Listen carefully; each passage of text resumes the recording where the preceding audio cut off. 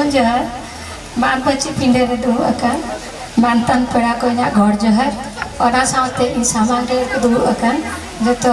हे छटन पेड़ा को जतो घर जोहर अलिन जेतु इतिहास विभाग में मेना लिया ओनाते किना विषय रे किछि लैया ओना साथे आर ट्रस्टी कठिन किछि नेहर जेहेतु अब जो तर्क बढ़ाई गया जे 1905 मसीह पंडित रघुनाथ मुर्मू किन जन्म लेना और जहाँ अली इतिहास लिन बढ़ाया का तीरे स्कूल किन चलाना प्रथम थर लगे उन जोखा उड़िया ते पढ़ाओ आंजम करते इन खन के उनकिन किन ठौका लिया जे उड़िया दो दिकू को भाषा काना और अब सानतार लगे ते मिटे भाषा चेलेकारी नड़का ओना खातिर ते उन खन किन छुटवेना छुटव करते लास्ट 1925 मसीह रे किन ऑल चिकी भाषा की ओडक किया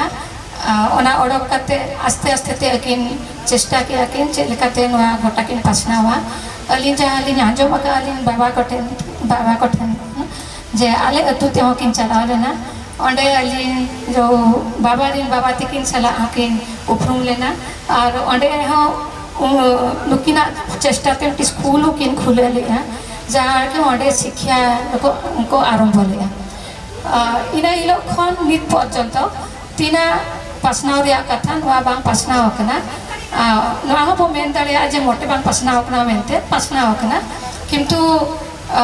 नोआ ट्रस्ट किन जतोड़ी नेहर को जे आर चेलेकाते नोआ आर हो हर कोठेन बसेतेना ओना खातिर ते कमिया को और अलीना गोड़ो दिन से आकोठेन ताहेना को तीन दिन को खोज लेना अली हिजुआ और नोआ सांताली भाषा ते अब नित पर्यंत स्कूल कॉलेज जब खुले का गिद्रा को पढ़ाव कान गया किंतु पढ़ाओ सुनुम ते तो बांग हुआ अब नोआ चेलेका रोजगार या पंथा बनावा आबरिन चेलेका माचेत को बनावा ओना खातिर ते अब हो अडिगान स्टेप इदिते हुई हुआ आले कॉलेज रे सांताली डिपार्टमेंट में ना किंतु नित पर्यंत रेगुलर फैकल्टी बचु हुआ निया धाव जदियो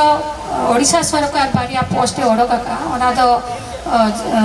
बांग ढेरा जेतु नेतार गोटा खुले इदी कना ओना खातिर ते उद्यम दरकार कना जे सरकार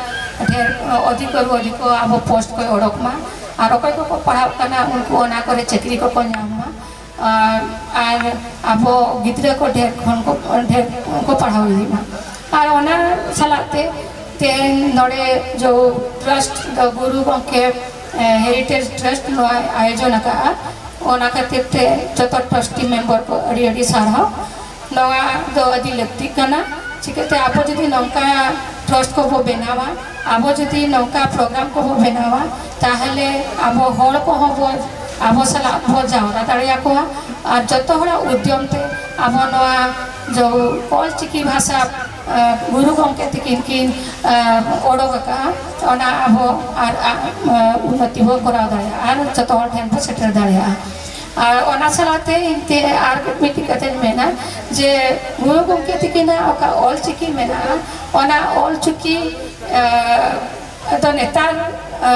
आले ती करे गिद्रे को ले ताहले ना उजोका मा उना मा प्रचार बांग होइले ना तेणु उजोका मा आले को बाले चेताड़िया ना नेता ले चेष्टा है किंतु ओना खातिर ते अब बाय लैंग्वेज को हरे वो ओडका जहाँ फल कि अकय को बाको चेदा के ना उनको सहज को चेत दाड़िया और ओना अब भाषा तब और प्रचार और गुरु गंके तकिन जन्म स्थान रे तेन सेटर कते अड़ी रसकली बुझाया कुशीली बुझाया और ओना साथे जतो को के नले को हे सेटर कना जतो को के आर विधा इना घर जो है